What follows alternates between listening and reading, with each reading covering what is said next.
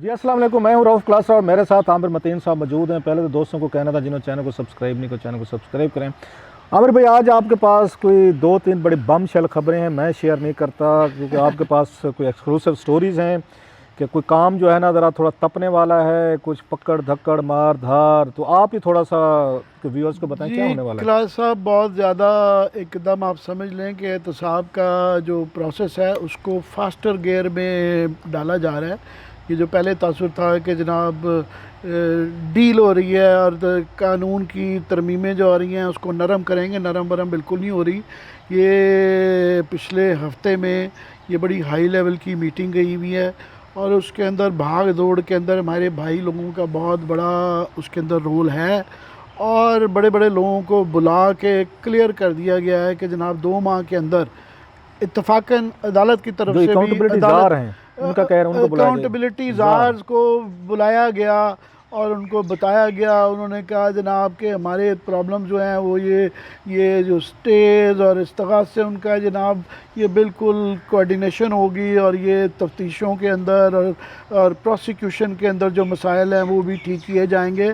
और 2 माह में आप देखिएगा बड़े बड़े बुर्ज जो है ना उल्टाए जा रहे हैं। उसके अंदर ख़ास तौर पे सबसे ज़्यादा नून लीग के हैं, तमाम ही अब बिग बिग जिनका नाम हम नहीं लेना चाहते, यूजुअल सस्पेक्ट वही है, नून लीग वाले। यूजुअल सस्पेक्ट जो हैं किसी को अब लंदन शंदन नहीं जाने दिया जाएगा और पकड़ धक्कड़ होने वाली है। और इसी तरह ही पीपल्स पार्टी के अंदर भी है। अब उसके अंदर 2-3 क्लियरली चीज़ें इंडिकेशन है। एक कि जो ये शहजाद अकबर साहब का रोल बहुत बढ़ गया है, जिन्होंने तरक्की दिलवाई है, वो उन्हीं के इशारों पे चल रहे हैं। वो प्राइम मिनिस्टर के नहीं है और वर्चुअली इंटीरियर मिनिस्टर इस वक्त वही हैं, उनके सबसे ज़्यादा इख्तियारात हैं और वो इसको ओवरसी कर रहे हैं। और सो कॉल्ड जो हमारे ऑटोनमस इदारे जिनको कहा जाता है वो इतने ऑटोनमस में ऑटोनमस नहीं है। सबसे इम्पोर्टेंट उसके अंदर क्लास ऑफ क्वेश्चन ये आ जाता है कि जब ये इतनी हाई स्पीड पे हथौड़े मारे जाएंगे तो उसके अंदर जो है जब कुछ लोगों को अगर छोड़ा गया, अगर ये नज़र आया कि जनाब ये पिक एंड चूज़ हो रही है और इसको छोड़ दें इसको पकड़ लें, तो फिर क्या ये पॉलिटिकली ये सस्टेनेबल होगा या नहीं होगा।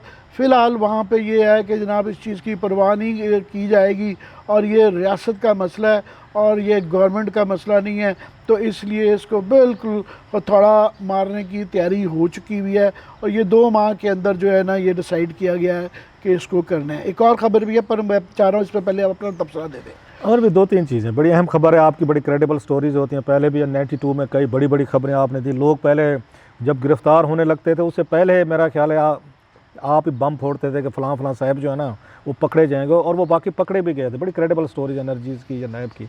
इसमें थोड़ा सा कैच है जो मुझे समझ आ रहा है, मैं थोड़ा कन्फ्यूज़ हूँ, मुझे थोड़े क्लियर करें। एक तो ये है कि कुछ अर्सा पहले ये कहा गया था, इमरान खान साहब भी एक यहाँ पे ऑर्डिनेंस लेके आए थे कि नैब की पावर्स उन्होंने क्लिप की थी और बकायदा कराची में उन्होंने एक वहाँ जलसा तो नहीं था, गैदरिंग थी बिजनेसमैन की, तो जिसमें उन्होंने कहा था ना आप में से बहुत सारे मेरे दोस्त बैठे हुए हैं जिन पर नैब के केसेस हैं, वो परेशान थे। आज की बात आप खुश हो जाए, हमने नैब को आपसे वो परे कर दिया, पावर्स हमने उनकी कम कर दिए, अब आप बिज़नेस करें। इसके बाद बहुत सारे बिजनेसमैन जो हैं वो ना सिर्फ इमरान खान साहब से बनी गाला मिलने गए थे ये बताने के लिए आपका नैब हमारे पीछे पड़ गया है और मुल्क की यहाँ एक्टिविटीज़ बंद हो गई हैं, रुक गई हैं। बल्कि आपकी खबर है, मेरा ख्याल है एक दफ़ा नैब चेयरमैन को बाकायदा भेजा गया था ब्यूरोक्रेसी को लेक्चर देने के लिए, मुझे याद आ रहा है कि इनको बताएं ब्यूरोक्रेट्स को भी हम आपको कुछ नहीं कहेंगे क्योंकि ब्यूरोक्रेसी ने आके काम छोड़ दिया था। ये दूसरी चीज़। अब तीसरी चीज़ इससे बड़ी हुई थी कि GHQ में आपको याद होगा बहुत बड़ा एक गैदरिंग हुई थी वहाँ पे, जिसमें आर्मी चीफ साहब जो हैं उसमें हमाद अजहर साहब थे, हफीज़ शेख साहब थे, अगर मैं गलत नहीं कह रहा, मुझे याद आ रहे हैं। इन्होंने बैठ के पूरे पाकिस्तान के टॉप बिजनेसमैन जिसमें नैब के एक्यूज़ भी शामिल थे बड़े बड़े, उनके साथ बैठ के इन्होंने एक उनके साथ डायलॉग किया था और उन्होंने भी यही शिकायतें की थी कि हम जिस काम करना चाहते हैं नैब हमें पकड़ लेता है, ब्यूरोक्रेसी काम नहीं करती, हम कैसे करें। उनको भी एश्योर करवाया गया था वहाँ पर कि भाई साहब आप जो है ना अपना काम जारी रखें, नैब जो है ना बस एक सरमोनियस सी इसकी पोजीशन रहेगी, नैब इतनी बड़ी तोप चीज़ नहीं, वो टार्जन नहीं रहेगा। ये कुछ अर्सा पहले की आपके सामने है, ये एश्योरेंसेस थी। इमरान खान साहब ऑन बोर्ड थे, फाइनेंस बोर्ड थी, हमारी पाकिस्तान इस्टेब्लिशमेंट ऑन बोर्ड थी, नैब ऑन बोर्ड था, ये चारों थे। अब हुआ क्या है जो मुझे समझ आ रही है, जो बात आप बता रहे बाकी ऐसे ही होगा। हुआ ये है कि दरमियान में यहाँ पे 18वीं तरमीम आ गई है, उस पर हमारी इस्टेब्लिशमेंट भी चाहती है, बड़ी ओपनली बात करती है, अब तो कोई राज नहीं रहा। इमरान खान साहब भी कह चुके हैं, कंपेन लॉन्च हो चुकी है कि 18वीं तरमीम के तहत उन्हें एक ही चीज़ से मसला है, उन्हें सूबों की पावर से प्रॉब्लम नहीं है, वो ले लें। एक ही चीज़ डिस्कशन हो रहा है जिसमें फवाद चौधरी साहब भी बात कर रहे हैं, हम भी बहुत पहले कह चुके हैं, वो है कि एनएफसी में जो सूबे जो हैं पैसे ले रहे हैं वो वापस करें, उसका शेयर कम करें, क्योंकि सारा पैसा सूबे ले जाते हैं। आपने यहाँ डिफेंस बजट मीट करना है, आपने आपने पीएसडीपी करने हैं, या आपने जो आपने अपने लोन रिटर्न करने हैं, सूद देना है, वो तो सारे का सारा आपकी फेडरल हुकूमत ने देना है, बाकी पैसा चला जाता है सूबों को। वो मान नहीं रहे जरदारी साहब, और उस पर हालांकि शहबाज शरीफ साहब कह चुके हैं कि इस पर बात हो सकती है। सो अब ये इस्टेब्लिशमेंट या नायब एन इमरान खान साहब एंड कंपनी, मेरा ये ख्याल असेसमेंट है बिल्कुल यही हुआ होगा, अब वो इनका बाजू मरोड़ने पे आ रहे हैं कि अगर आप चाहते हैं बाजू मरोड़ना बड़ी छोटी का बात कर रहे हैं, एनएफसी पे आप राजी हो जाएं, बजट जो है उसमें से पैसे अपने बिलियंस कम करें। आज बिलियंस कम कर देंगे ना सर, 2-3% अगर सूबे अपना शेयर कम करते हैं, जिससे हमारी तनख्वाहें, हमारी पेंशन, हमारे दीगर खर्चे वगैरह चलना शुरू हो जाएं, तो ये जनाब ये टार्जन भी अपने गार में घुस जाएगा दोबारा जाके, ये नैब भी अपना जाके बैठ जाएगा। So it's all about NFC 18वीं तरमीम, उस पर इन्होंने वोट डलवाना है पीपल्स पार्टी से, नवाज लीग से। डालेंगे तो खुशी खुशी, नहीं डालेंगे तो जेल में। I will go a step further. ये आप समझ लें कि जो हमारे नज़रियाती सरहदों के मुहाफ़िज़ हैं वो उनका प्रोएक्टिव रोल आगे से बहुत ज़्यादा बढ़ रहा है। ये तो पहले ही शिकायत की जाती थी ना, या अल्फाज थे सिलेक्शन विलेक्शन, अब वो डायरेक्टली नए गेयर में सिचुएशन जा रही है। और वो जो आप कह रहे हैं, मैं पहले ही कहा था, सवाल यही वाला होगा कि जब ये पिक एंड चूज़ करेंगे, कुछ लोग छोड़े जाएंगे, कुछ लोग पकड़े जाएंगे, तो पॉलिटिकली वो सस्टेनेबल होगा नहीं, ये सवाल है। मगर इस वक्त तो जो प्लान ऑफ एक्शन बना है उसमें शायद आप देखेंगे कि पार्टी हेड्स बड़े बड़े उठाए जाएंगे, और साबका और मौजूदा चीफ मिनिस्टर, आपकी बात साबका और मौजूदा चीफ मिनिस्टरों पे हाथ पड़ेगा। और इससे पहले जरदारी भी उसको एफआईए ने पिक कर लिया था, या नायब ने जेल में अभी रहे हैं रिसेंटली, अभी वो कह रहे हैं 2 महीने में गुजार के नहीं होगा। इससे बड़े लीडर कौन है? नवाज शरीफ भी जेल रहा है। पहले वो सबकी लंबे केसेस चल रहे हैं, इत्तफाकन अदालत ने भी कह दिया है 2 महीने के अंदर फैसले करें, तो वो अदालत के इन अहकामात की इम्प्लीमेंटेशन करते हुए फैसले 2-2 महीने में हो जाएंगे, पूरे केस तैयार करके। अब डिले नहीं होगी, ये जो बच जाएगा वो बच जाएगा, क्योंकि चंद लोग बचेंगे और मंजूर नज़र बचेंगे। जो तला जाएगा वो तला जाएगा। पहले डिले थी, पकड़े जाते थे 6-6 महीने, 2-2 साल सिलसिला चल रहा है ना। साथ में ही और भी बता दें कि ये सिर्फ एहतसाब के अमल में नहीं है जो मैं कह रहा हूँ ना, टोटल मज़ीद चीज़ों में है। IPPs को फॉर एग्ज़ाम्पल रियासत के रखवालों ने, उन्होंने जो है ना टाइट कर दिया है, और ये एक अच्छी चीज़ भी है, क्योंकि ये काबू में नहीं आ रहे थे। यहाँ पे हो ये रहा था कि जिस पे हाथ डालते थे वो इंटरनेशनल कोर्ट में चला जाता था या लोकल से स्टे ले लेता है। तो अभी उनको जो है एक बहुत बड़ी जो फिगर आ रहा है कि वो IPPs की, ये 2-4-5 दिन में शायद अनाउंस होने वाला है कि 700 अरब रुपए का फिगर बताया जा रहा है कि 700 अरब रुपया देने के लिए तैयार हो गए हैं over a period of time, extended period होगा। और साथ में उसकी वजह से ये भी जो उनसे रीनेगोशिएशन हो रही थी कि प्राइसेस भी शायद ये कम होंगी।